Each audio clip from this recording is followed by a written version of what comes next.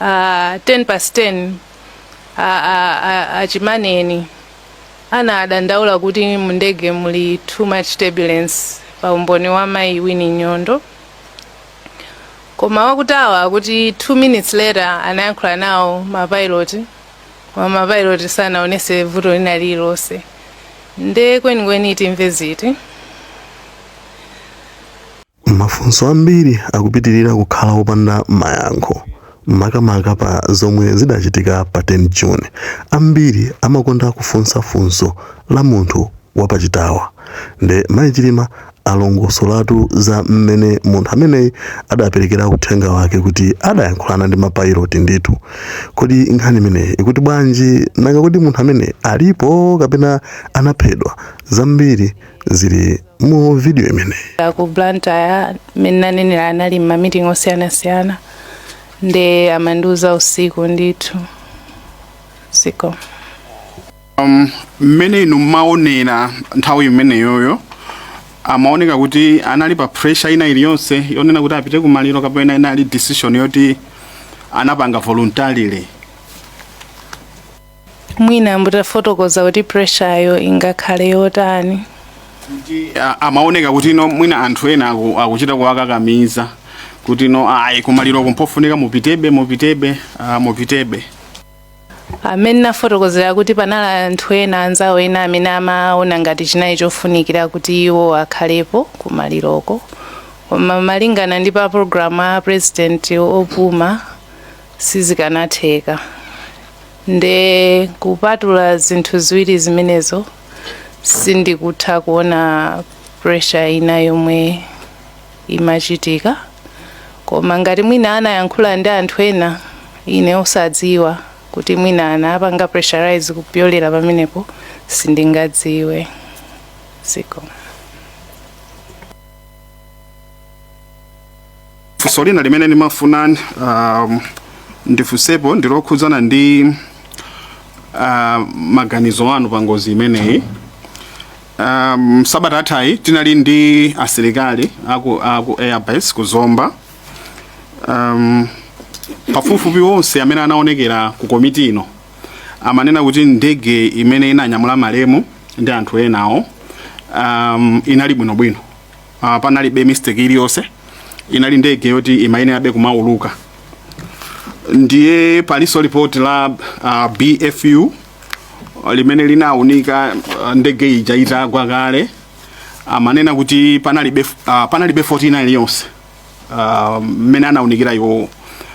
Chifukwa timava kunena kuti anayitenga zidutswa za ndege anazitenga kukaziunika bwinobwino kenako anaona kuti no iyayi panalibe china chilichonse china chilichonse chipangizo china chilichonse mu ndege muja chimene chimapanga malfunction pa nthawi ya ndege.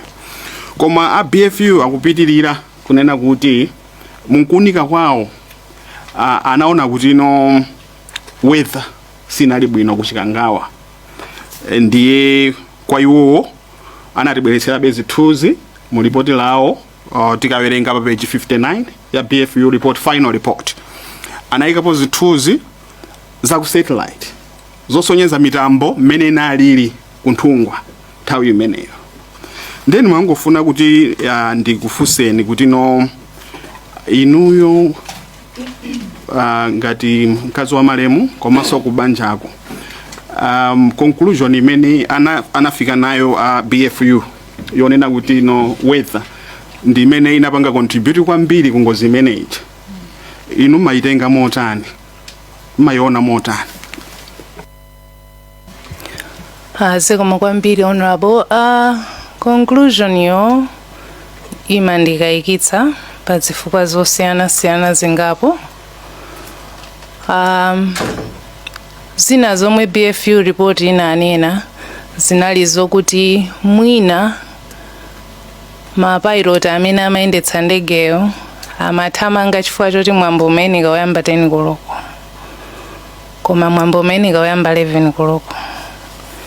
Ndekuti assumption yawo yomwe anachita base kuti zomwe zimachitika mu ndege inali off by an hour, which in flying time is quite a big.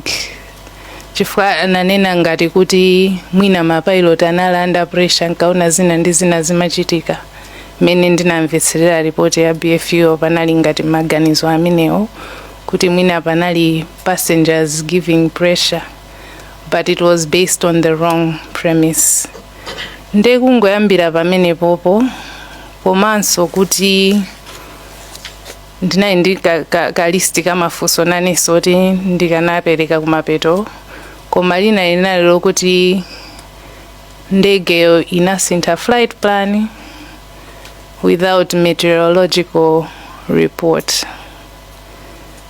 Nde zinthu ngati zimenezo zoti tima oversight tina tomwe timandipangitsa ukayika, komanso a BFU analephera kufotokoza kuti chifukwa chani ndege ija imakwera ndi kutsika kukwera ndi kutsika.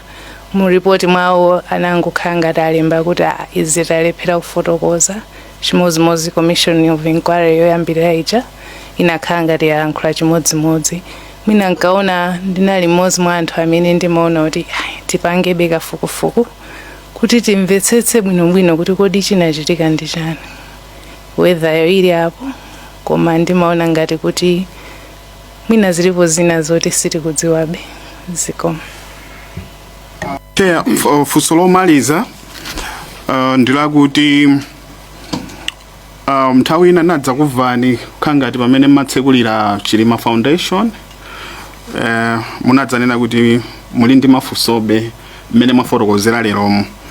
Ndiye ndimafuna mwina ndidziwe kuti mwina mungayithandize komiti ino kuti ndi madera ati pangozi imene ija amene mmakayikira kuti koma atafufuzako pakuti ndiye kuti mwina zinthu zikhoza kukhala bwinobwino.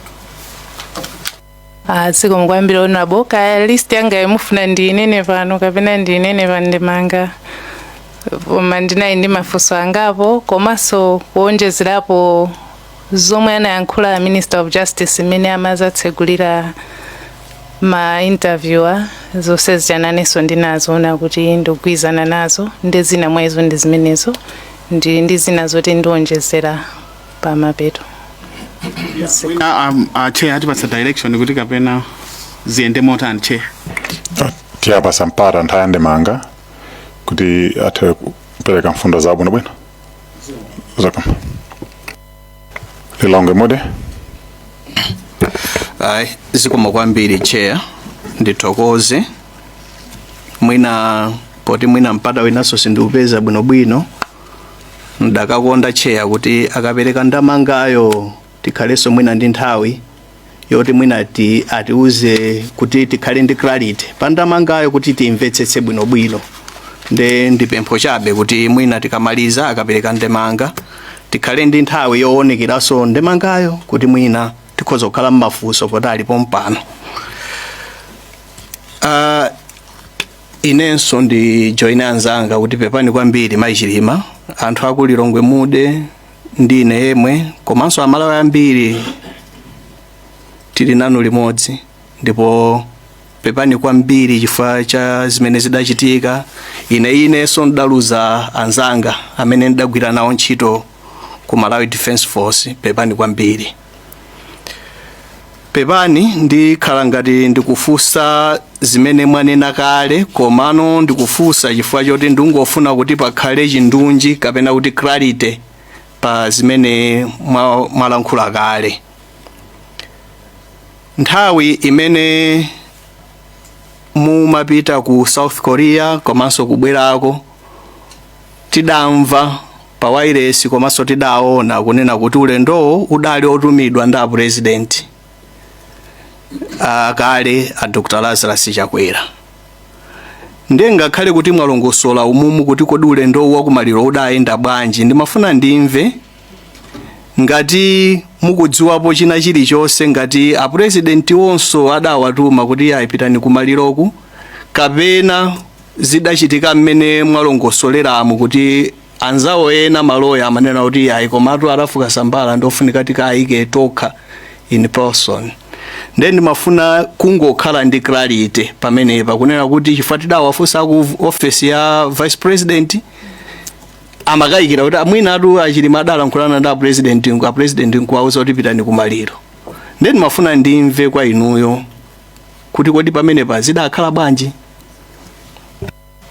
Mwina nanenso nditenge mmene anatipangira enawo kuti sindikudziwa kuti anayankhulana zotani, ndikudziwa kuti anthu aja amayankhulana ndi apresident, ndi mwina nditapempha kuti funso limene mutafunsa apresident. Zikomo kwambiri. Kufunsa kunali kungoti mundimasulire chifukwa munanena kuti mmene iwo adanena kuti sapita kumaliro. Koma anzawo mwalemba apa kuti some of his loyal friends analankhula comment yake imene so ngakhale already vice president sina asangalatse. Nde maganizo mwanga nkuona mmene munalemberamo ndimaona ngati kuti ndi amene adawachititsa kuti apite kumaliroko. So zikomo ndakumvetsani. Zikomo kwambiri.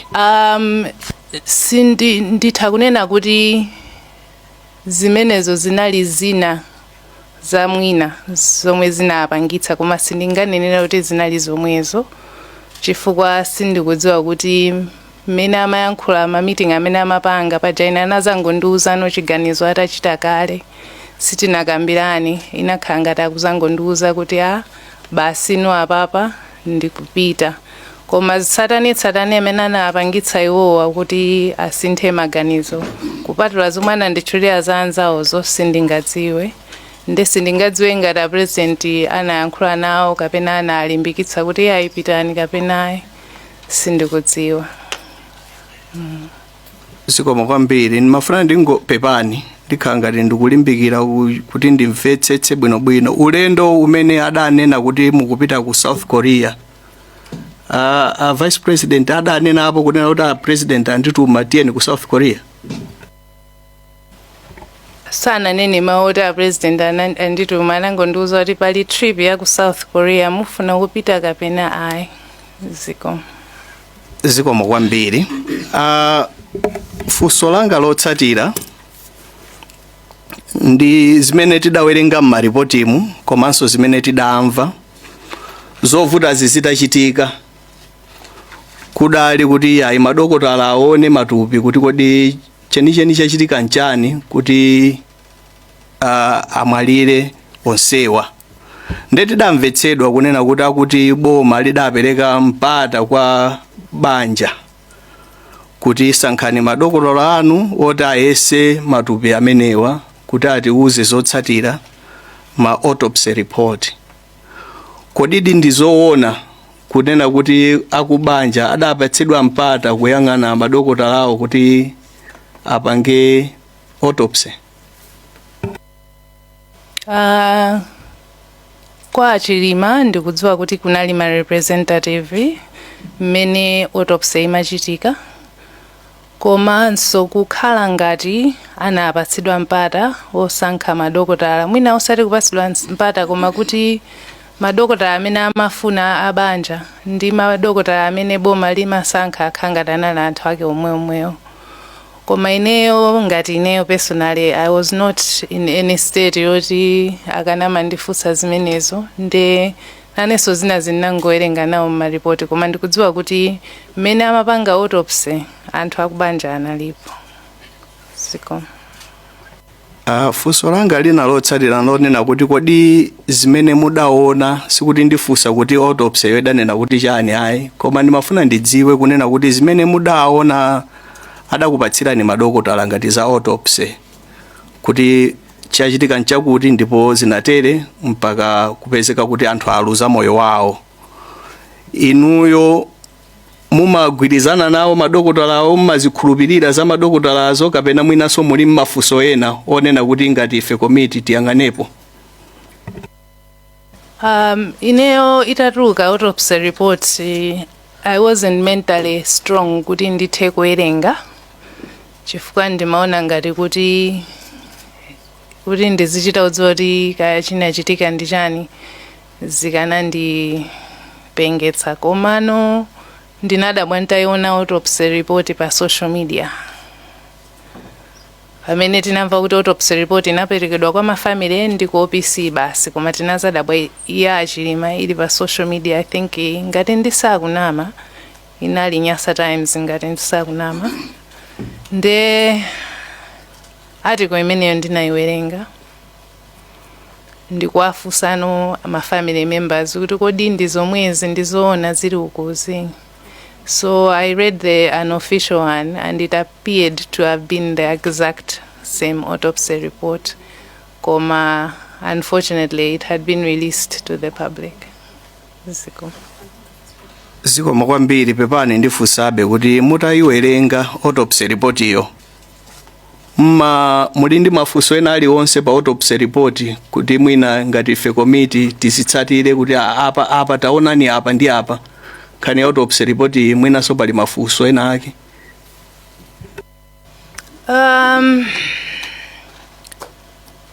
Sindinayiwerenge in detail ndesindikudziwa kuti inanena kuti chani, koma mu commission of inquiry anazalemba kuti passenger mmodzi anamwalira atagwira personal item m'manja.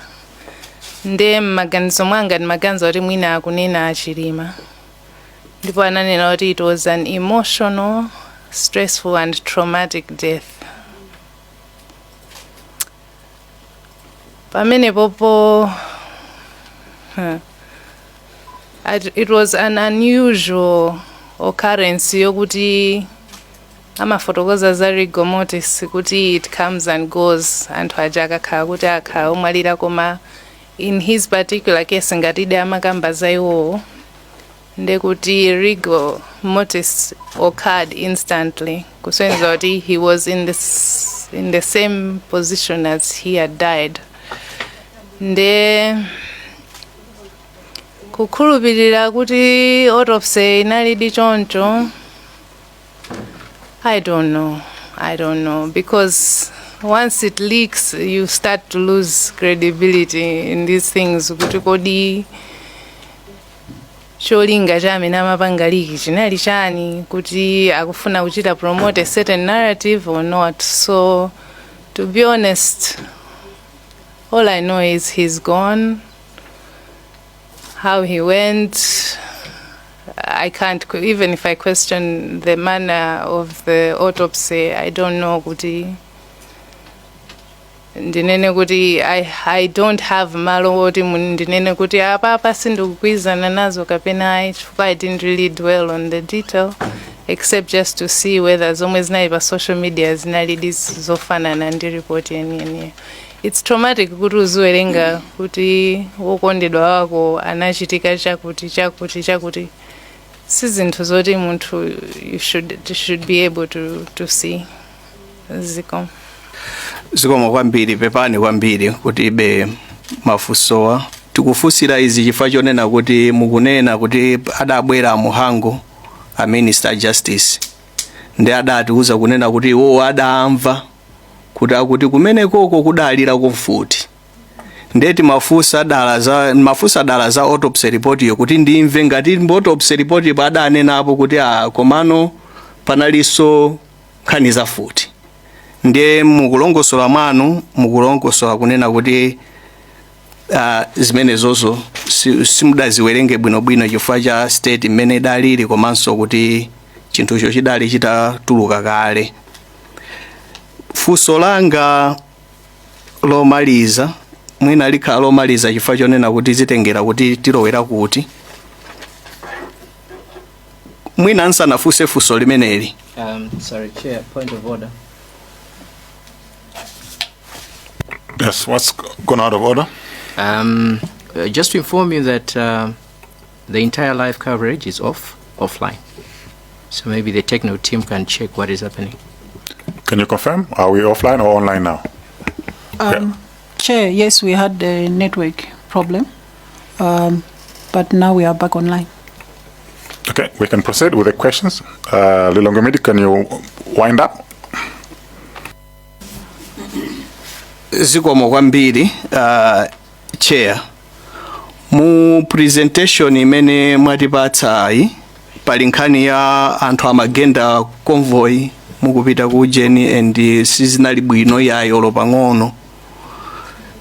Sindikudziwa ngati mutakhala pansi kenako nkuyang'ana mbuyo ngati mudapezako kuti kodi amene amagenda convoy ndani, kodi nchifukwa chani chimene amagendera convoy, zimenezi mudapanga ku kafukufuku nkuona kuti ndi ndani komanso nchifukwa chani zimenezi zachipongwe ngati zimenezi zimachitika? Zikomo kwambiri. Actually ndinayikamba nkhani iyi pa commission of inquiry yoyamba kuwapempha kuti akamachita kafukufuku awo atafufuzaso chifukwa choti kunamwalira anthu, which means kuti sizinali bwino at all.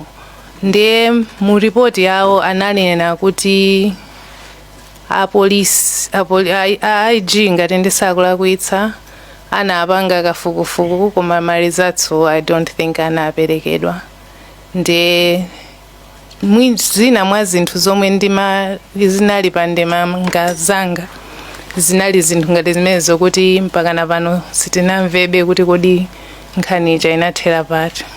Zikomo. Cheya, funso langa lomaliza ndi nkhani ya ineyo nafunsanso funso ili kwa mayi aidini amene adaluzaso amuna awo. Funso langali mwina mwayamba kale kuyankha mbuyo mu chifukwa cha ma explanation ena ndi ena. Mukaona mmene zidachitikira, so ili ndikufunsa maganizo anu, muli ndi ufulu osandipatsa kapena kundipatsa koma ndikufunsa maganizo anu. Mukaona mmene zidachitikira kuyambira planning ya kunyamuka ulendo opita kumaliro, mmene zidakachitikira kuti ngozi ija yachitika, mmaganizo mwanu mmaganiza kuti iyi inalidi ngozi kuti ngozi yachitika kapena kuti wina wake walowererapo kuti ngozi ichitike, ndipo ngati pali kuti wina wake adalowererapo muli ndi umboni wina uliwonse umene ungatithandizire ife ngati komiti kunena kuti tione pamenepo cholinga tiyankhe mafunso? Zikomo kwambiri. Zikomo kwambiri honorable. Ndege ija itagwa panatenga miyezi yambiri, 4 months ngati nsakunama. Ife ngati okhuzidwa kulemba makalata kupempha inquiry komanso I think Malawi Human Rights Commission also anazatijoina kuti kuthandiza kumema kuti pakhale inquiry. The nature of having to ask for the inquiry already sets it on an interesting path. In addition to that, ife mmene tingapempha ngati mabanja anafedwa because tinabwera pamodzi ndikulemba kalata kuti tikufuna pakhale inquiry ikhale yomasuka choncho kuti aliyense azimva zomwe zikuyankhulidwa. 1 2 tinapemphaso kuti banja lililonse pakhale representative wa kubanjako. Nde tinayankhidwa, I think tinadikira for 3 weeks for a response, kena kuti nangolandira kalata yoti within 48 hours mutipase munthu mmodzi wokuchitani wokuyimirirani nonse. Komanso ndayiwala kuti chinana tichani komano zinaiziya zoti za zidzidzi kuti tiyankheni msanga. Ndiye tinalabwaso kuti anthu ena mu inquiry muja kuchita resign sitikuziwa chifukwa zake. Nde mwina itabwera report yo nali ndi mafunso ambiri chifukwa choti kwaukulu ndimafuna kudziwa kuti kodi ndege kugwa kwa ndege mukuona sindikutchula kuti ngozi ifuka sindikudziwa. Kugwa kwa ndege imeneyi chinali choti chikanatha kuchitidwa avoid kapena ayi. Number 1. Number 2, kuchedwa kukapeza anthu aja mpaka na almost 24 hours for a vice president. Was there negligence? Was it deliberate? What was going on? Nde mafunso ngati amenewo mwina nkaona sitimakhutisidwabe ndi ripoti loyamba lija, nkaona tili pano kukuyankhaniso ni kuti mwina inuyo tsopano ndi amene mungatiunikire bwinobwino kuti chinachitika ndi chani. Apapa pali composition ya anthu azipani zosiyanasiyana zimenezo zitithandizira kuti chilungamo chituluke chifukwa choti aliyense akufunsa mafunso amene akuona kuti afuna amvetsetse. Ndikuona ngati mwina closure ija ibwera through inquiry iyi chifukwa chokuti tidziwa kuti was there foul play or not. Komano ndinene kuti ripoti yoyambayo ineyo sinakhutisidwe nayo pa zifukwa zina zomwe nditanene komanso zina zomwe zinachakhala zikutchulidwa mbuyo ziko.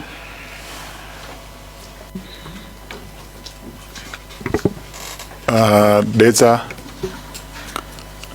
Kasine Makamena Masinda. Okay. Zongwambiri chair. The joiner zanga wose amene apereka matontozo awo kwa inu mai chilima chifukwa choruza kuti aya okondedwa wanu amene ena mwaifeso anali anzathu amene amatipanga inspire amene nthawi zina mbali zina timacheza nawo zina. Komabe imene ananena chairmuja kuti mwina chifukwa cha mwayankhulira muja kuti pali zina zimene tikufunabe kuti tipezebe mafunso ndiye mutithandizeko kuyankha mafunso ena amene ndinaye nawo wambiri wa ayankhidwa kale. Sindibwerezaso ngati pena ndidabwereze ndiye kuti mwina ndifuna kuti ndimvetsetse kuchokera kwa inuyo mai chilima. Poyamba ndimakupetserani pa page 3 ya presentation yanu. Mwanena kuti mudalandira alendo ku nyumba kwanu masana.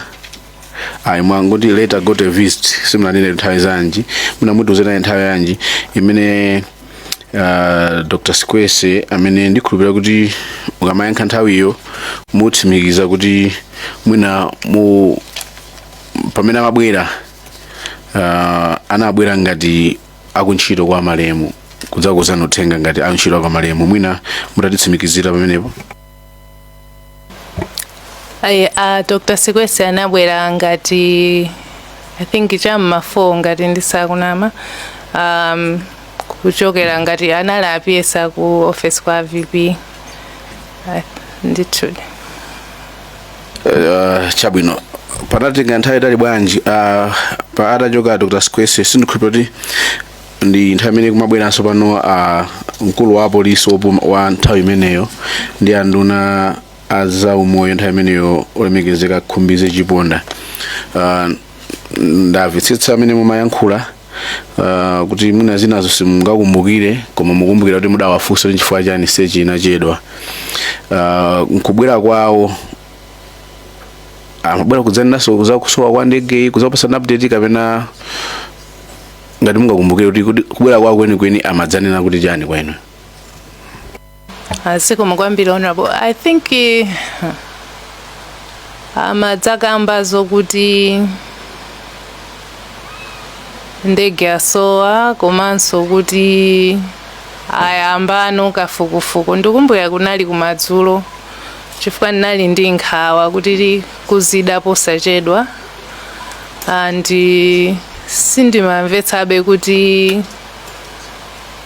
ndege imwati yasowa akupita mamawa ma9 kuti nthawi imene ndisakudziwa kuti yasowa nthawi yanji singodziwa kuti ndege yasowa kummawa uku koma panono ndi ma4 ma5 andi mukukamba kuti kafukufuku akuyambika kumene kapena panthawi imene somwinaso amanena kuti sakudziwa kuti ili kutibe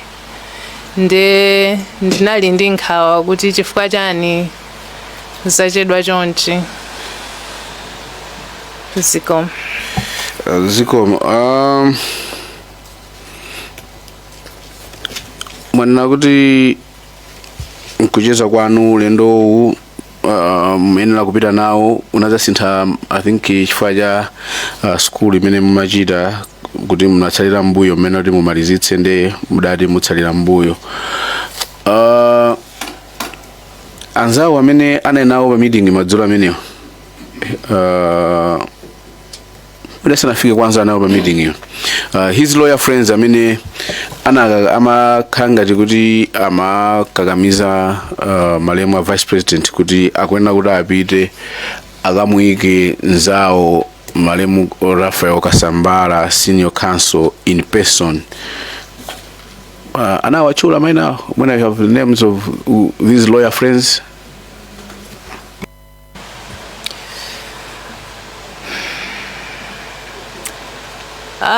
He mentioned one, komano sindina uze kuti ndizakamba izizi.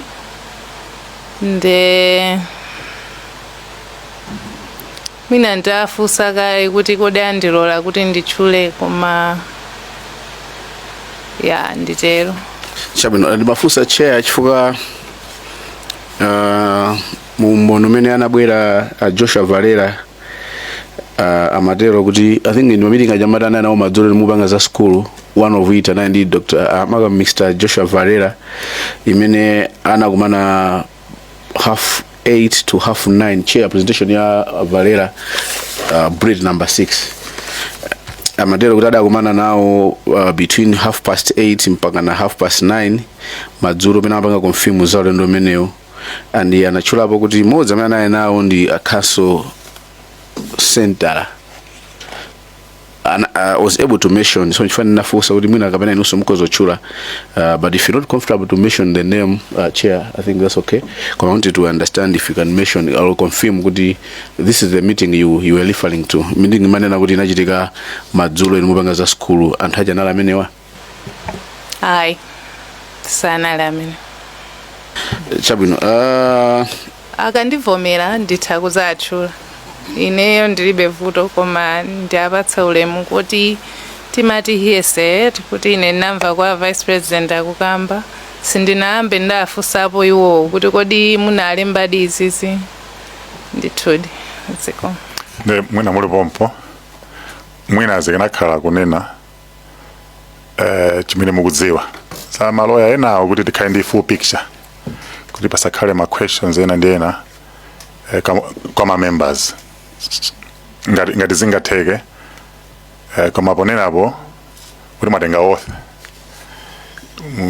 munene zeni osati ma rumors ngasi ma rumors ndakuti akhala ovuta eti ngati simuli comfortable munena koma munene chilungamo. Ananditchulira kuti a Dr. Chikosa Silungwe ndamene analemba message imeneyoyo koma sinambe ndakambapo nawo Silungwewo siko.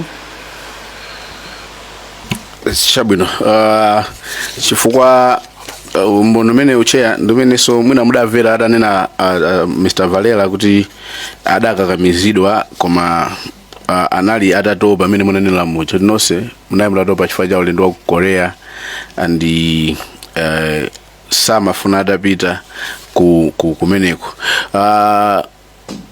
Mu Umboni wawo wa Mr. Squese umene anadzapereka ku komiti ino anapereka mayina lanu lili pomwepo kuti ulendo woyamba unalionera kuti mupita ndinu a vice president sapita mukayimirira ndinu andi mumapita ndi mai panopa ndi olemekezeka a Emile Chinthu Phiri, mai Winnie Nyondo ndi mai madam late Shaniu Mluzi. Can you confirm mwina kapena mwina nati sanene, can you confirm if that was arrangement? Normally sama ndiuza kuti akupita ku office ndi ndani amangopanga arrange nda office, so I think amakhala ndi ma roster anthu aja kuti trip yatapite ndi awa trip ndi kuti pamakhala nkhani za ma allowance ndi zina zotero ndi sindimadziwa kuti ndipita ndi ndani. Koma kumana chabwino kusiya anthu amene wawa koma the arrangement yokuti program yamba kuti mmene wapita munali inuyo a vice president samapita. Was that true? Mmene ndimafotokoza ndinafotokoza kuti pa Saturday ndinanena kuti iwo ngati sakwanitsa kupita ine nditha kupita m'malo mwawo koma ndekuti koma pa galimoto ziko. Munakambapo nkhani yokhuzana ndi anduna tisanafike muna kwa anduna a justice ndikapita ku last presentation yanu so touching sindikufuna kubweretseranso mbuyo mmene mudakaona koyamba thupi la malemu koma mafuna be mudangoti pangabe confirm kuti kodi pa tsiku limene pa 13 June limene makaona thupi la malemu, was it before or after autopsy? Tinali zoti amaliza zonse tikunyamula maliro tikupita nawo kutchalichi. After that maliro anapita ku area 12 kenako ku parliament kenako ku stadium kenako ku Nsipe ziko. Chabino chana sana mafusa awiri fuso loyamba and I know mwanena kuti muli ndi mutiuza kumapeto zimene mufuna kuti mina committee ithandizire chifukwa mu submission yanu mwakamba kuti muli ndi mafusobe amene muli nawo ndikadakonda chair kuti katipatsa mafuso ngati tingalole kuti tibwere tifuseponso mafuso amenewo koma before that nabwera a Joshua Valera mu presentation yawo adafusidwa kumapeto adatchula zinthu zitatu zimene akufuna kuti ngati committee ino iwathandize kubanja while seeking closure. Anakamba choyamba nkhani yokhuzana ndi search and rescue imene inayendera kuti sanakhutitsidwe nayo ndi imene mwina kuchedwa kwa stage ndizotolozo. Anakamba nkhani ya management of the bodies atapezeka, how the bodies were managed. The last part pachutana gamba ndichinusu munachigamba ndi nkhani ya leakage of autopsy report kuti was leaked. Aside these three pachutana zimene zizi mwina inuyo ngati mai wa malemu mkazi wa malemu pali zina zimene mukuona kuti committee inekuona kuthandizani? Honorable Chair, maybe ndingopanga go through ndemanga zangazo kuti chifukwa yankho lili momwe sindikudziwa. Ndikudziwa muna pena tukumabwereza koma mukhoza kuwerengaso kuti muyankhe funso lawo ngati lili pa pagepo kuti mumpanga explain bwino. Okay, ziko much honorable. Zina mwa zinthu zomwe mwina sinakhutisidwe nazo ngati mkazi wa malemu a Dr. Saulos Chilima ndimene manenera kuti njira yomwe ndege inadzera kuchokera ku Mzuzu kubwera ku Lilongwe inali yosiyana ndi imene anadzera pobwerera ku Mzuzu kuchokera ku Lilongwe.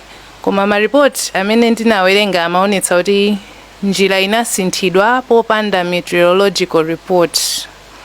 Then madaba kuti zinatheka bwanji kutero ndiponso kuti mwina akanakhala kuti report imene inali available. Mwina flight plan sikanakhala yomweyo. I'm aware kuti anadzapasidwa weather report kuchokera kutawa koma iyi kusiyana ndi meteorological report yoti report ya BFU komanso ya Commission of I'm not sure of Commission of Inquiry koma I know BFU inachita note kuti this was a big anomaly. Tinamvaso kuti ndege inazasiya kuyankhulidwa 10 minutes to 10 mamawa mpaka na anthu aku Mzuzu anayamba kuimba mafoni mpaka na kuimba ku Lilongwe chamma 5:10 kufunsa kuti siri kuipeza. Komano patadusa mphindu 22 kuchoka pa nthawi yomwe inayankhula nayo komaliza anapezeka kuti 12:10 wakutawa waku Mzuzu ananena kuti anazayankhulana nayo ndege ija. Koma Commission of Inquiry inachita disregard communication ya 12:10. Ndiye pameposo zimandipasa mafunso ambiri kuti kodi chinachitika kwenikweni ndi chani. And ndikanafunanso kudziwa kuti kodi amene anapereka nyengo ndi yemweyo amene akuti anayankhula nawo anthu aja 12:10 yo. tinamva kuti 10% achimaneni anadandaula kuti mundege muli too much turbulence pa umboni wa mayi Winnie Nyondo, koma wakutawa kuti 2 minutes later anayankhula nawo mapilot, koma mapilot sanaonese vuto lina lililonse. Nde kwenikweni timve ziti zoti ndege imakwera ndikutsika mmene nanena muja kwa nthawi yayitali sizinafotokozeredwe mogwira mtima m'maripoti amenewa, komanso kodi zimenezi zingati zimachitika chifukwa cha weather, kukwera ndi kutsika kumeneku kumachitika dera limodzi kapena linali dera lalikulu ndipo dera lonseli linali ndi vuto la weatherlo?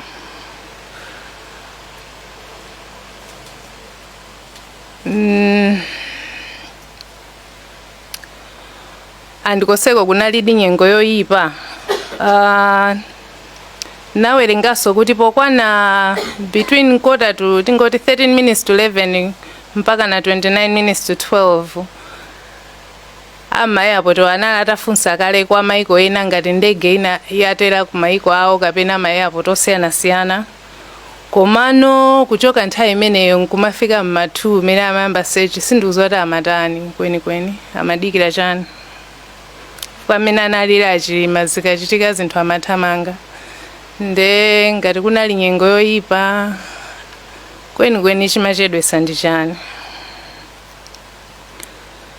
Nakhumudwa kuonanso kuti ripoti loyamba lomwe inapita kwa president opuma anawadziwisa kuti according to Commission of Inquiry anauza 25 minutes to 12 kuti ndege yasowa, koma iwo anapereka instruction ninena kuti ndi 3 koloko yomwe iwo akuti anazazindikira kuti nkhani ndi ya serious. Mwina nditachita the exact wording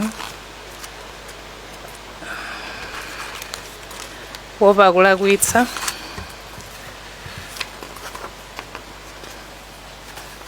Pa page 75 analena kuti it was during that meeting ya 3 koloko that His Excellency the President understood the gravity of the situation and immediately instructed that a more comprehensive search of the aircraft needed to be instituted. This was 3 o'clock, more or less 6 hours after ndege kunyamuka, ndege kusokonekera, ndege yoti inali ndi fuel wa 4 hours yekha. So zinthu ngati zimenezi zimandikhumudwisa kwambiri. Tinamvaso kuti a search and rescue sindikudziwa kuti composition yawo ndi ndani, koma anapempha ku South Africa kuti awathandize kupeza ELT ya ndege, koma tikumvaso kuti ELT inafa mu 2004. Ngati amadziwa kuti sindodziwa ngati ainyaka ndege amachita form part of search and rescue team, koma ngati amadziwa kale kuti mulibemo amawauzira nje anthu akunjawo kuti adziyang'ana. Report imanena kuti usiku ya Commission of Inquiry wa June 10 atasiya kafukufuku a polisi anauzidwa kuti pa phiri la Pamphara pakuyeneka kuchitidwa search, ndipo ndegeyo inakapezeka kumeneko chakumeneko. Kodi anauza kuti akayang'ane kumeneko ndi ndani, ndipo anachita ripoti kwa ndani, ndipo anauza nthawi yanji. Zinthu ngati zimenezo zimandi kumaganiza kuti anthu aja anagona pa mtetete pamene mwina information inalipo. Ndi zinthu zoti zimatisokoneza mutu. Funso lokuti chifukwa chani matayala anali atatulutsidwa kutali ndi ku airport, maripoti onsewa mwina sindinaone kuti aliyankha mokwanira. Pali matheory inde chifukwa za nyengo ndi kutulutsa mataya sindidziwa ngati zimayenderana, koma mutu mwangamu ndimaona ngati mwina inquiry ikhoza kutithandiza kumvesesa kwenikweni kuti chimachitika ndi chani. Mwenaso ndimafuna kudziwa kuti if the plane was trying to do an emergency landing, zomwe imachitazo zikanagwirizana ndi an attempt at an emergency landing for whatever reason, kapena aipoti a layman. Report last year imanena kuti GPS imagwira ntchito bwinobwino, ma systems onetsa kuti ayandikira kaya ground a terrain aja magwiraso bwinobwino, koma kwa nthawi yayitali anayenda mu danger zone ngati ya yellow, mu cautionary area yoti about 11 minutes akungoenda in that area. And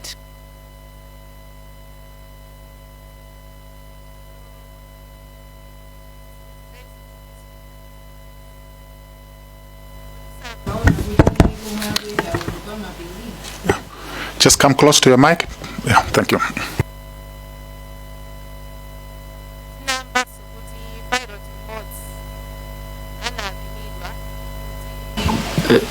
Point of order, Chair. It looks like the mic is not working. Secretariat, can you position the mic?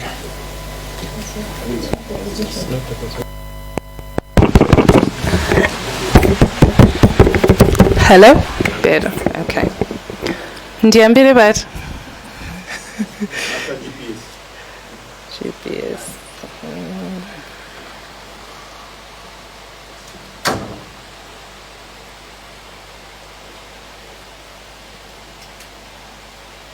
Okay. Manena kuti tinamva kuti anali ndi GPS. Yeah, is it Garmin or Garmin? Komanso kuti panel imagwira ntchito bwinobwino. And zikuoneka kuti amaenda in an area yoti there was the yellow warning lights were on, and in a mountainous region. I didn't understand kuti chifukwa chani anthu amaenda kumeko kwa nthawi yayitali choncho, komanso kuti sindikumvesesa kati situational awareness. Does the GPS not help with that? And if the GPS was working, shouldn't they have known exactly where they were and that they were flying lower than mwina mapiri ena amene anali kumeneko, kuti chance yoti akamenya phiri inalipo? Tinamvaso kuti pilot mmodzi anapimidwa kuti ayezedwe for toxicology. Mpaka napano, as far as I know, there was no toxicology report done. Mwina zikanatithandiza kumvesesa zinthu zina. Komanso kodi chitulukire report imeneyi ndi chani chomwe chachitika kapena chasintha motsatira ndondomeko zomwe malipoti wa amanena? Taphunzirapo ndi kusintha chani? Ngati palibe chasintha, ndingakhulupirire bwanji kuti boma linali lokhuzidwa ndi mfazi? Chodetsa nkhawa china ndi chakuti zithunzi za okondedwa athu zinamwazidwa pa social media. Commission of Inquiry yamba imanena kuti anayesa kufufuza ndipo anauzidwa kuti kuli docket ya ma interviews amene apangidwa, koma mpaka namene amatulutsa report information imene sanapatsidwe. Nde izi ndi zina mwa nkhawa zomwe ineyo ngati mayimere Chilima ndakhala ndikumakhala nazo zaka ziwiri zimenezi. Ndipo ndikuyamika Professor Arthur Peter Mutharika ndi ad hoc committee imeneyi popanga kafukufuku kuti aliyense tizitha kumva chilichonse chomwe wina aliyense akuyankhula, kuti mwina titha kumapezeka kuti tipeza mu mtendere, tipeza mu mayankho, chifukwa saname kuti tipeze closure zimativuta. Koma ndi hope kuti tikamamaliza zonsezi mwina tikhalira mvetsesako zomwe zili zomvetsesetsako zikomo muchilungamo muli mtendere wambiri. Chabwino chair amayankha funso langa ndi funso lina limodzi lomaliza if need be kumapita kubwera mundira nabe chair.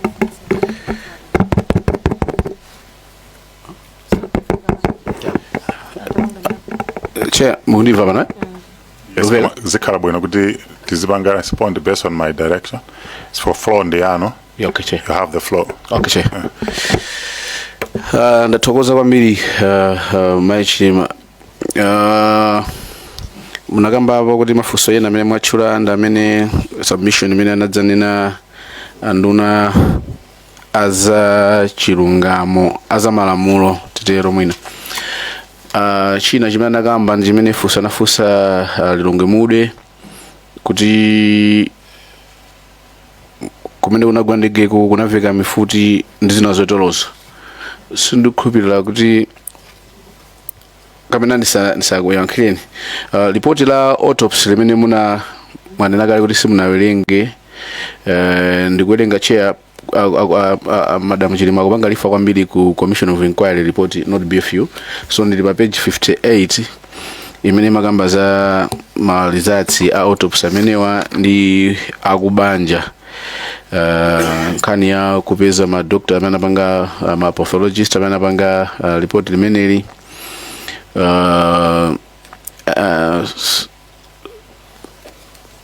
mwina poyamba munanena kuti simunakhale ndi nthawi yowerenga chifukwa cha the torture kuti mwambe kuwerenga kumavuti zidatere koma mwina ngati banja munakhala pasi mwina ena nkukulongosolerani ulonkulongosolerana kuti autopsy idayenda chonchi mwina tinayi ndi mwayofunsa mafunso awa ndi awa ku ma doctors athu popanga autopsy limene ifa bullet number C chair on page 58 ikukamba kuti the pathologists did their job and allowed the family members to ask questions for clarifications. They asked specifically for verification that were no malicious injuries such as gunshot injuries, and the pathologists took family members for a visual inspection of the body and there was no evidence of gunshot injuries and the like. Koma atabwera nduna aza justice anakambapo nkhani ya gunshot nzonzetolozo sindodziwa ngati kubanja mudakhala pasi nkukambirana nkuonapo kuti pena pache panadicho kayikitsa mwina amene adakapanga nawo witness the actual autopsy akubanja mwina anakufotokozerani ngati mayi osiyidwa wa malemu. Sitinakhalepo ngati banja ndikuyamba kukambirana za mmene achilima anamwalirira komano sindinamvepo zilizonse zoti anaomberedwa kapena mwina funso lani likutero sindikudziwa. Funso langa limatero kuti anduna a justice atabwera munapanga lifa mmene mayankhula nthawi ina kuti mafunso ena ndi amene muli nawo ndi amene amayankhula adayankhula kuti kumene kunaveka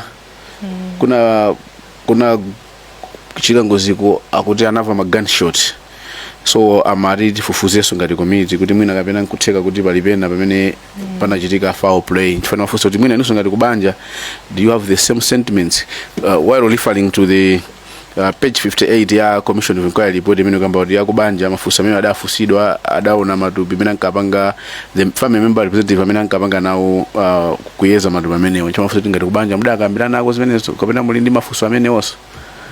Hayi sitinakambiranepo koma sindinamveko kuti ku autopsy apeza kuti zokhuzana ndi ma gunshots. Komabe ngati Minister of Justice ananena kuti anthu ena amati anamva ma gunshots, sindikuchita presume kuti nde kuti it meant anaomberedwa ndi anthu. It could be the plane itself, I don't know.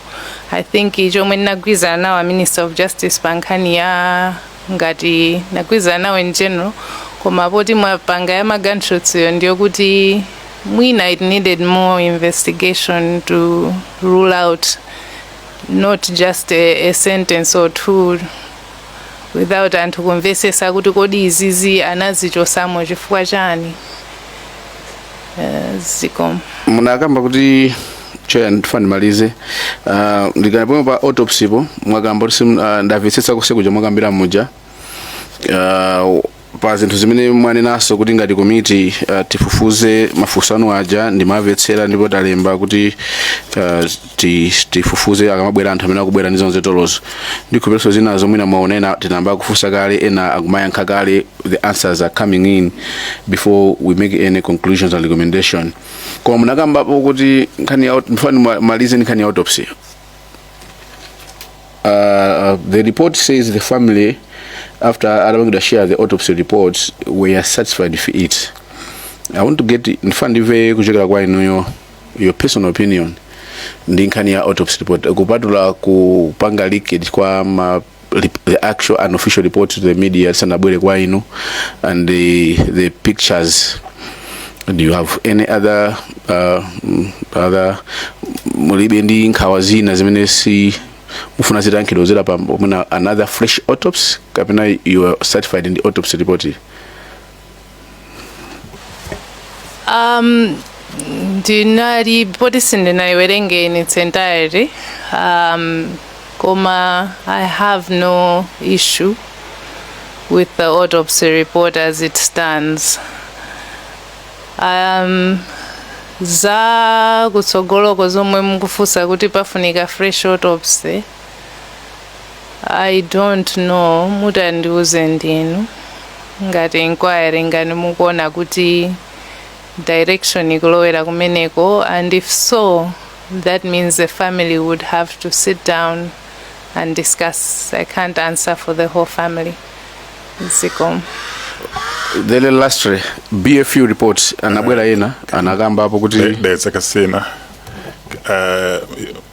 muni njira yochenjera yofusa bafuso ambira zana sana fuse ndeta mali za fuso la so okay Chair ukukunda tana nawe mfano vile ku BFU report because mboni yatu masana sana kambe za BFU reports ndizina zotozo ina anagamba kuti imene amakakupatsani report mwina banali mafuso yena amene sana yankhidwe.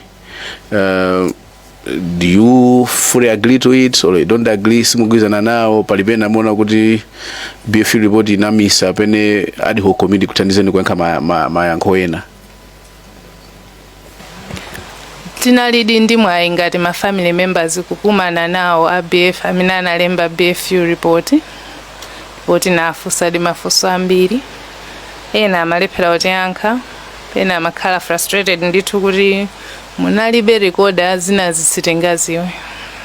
Tikafunsa china iyayi mena ngati kuti it was theoretical in some cases chifukwa choti equipment mundegeyo yochita record zomwe zikuchitika in the cockpit panalibe, so they had to make a lot of assumptions and they had to rely heavily amati anali ndi source amene amapasa information ina. Titafusisisa kuti source ndi ndani anakaniratu kupereka source.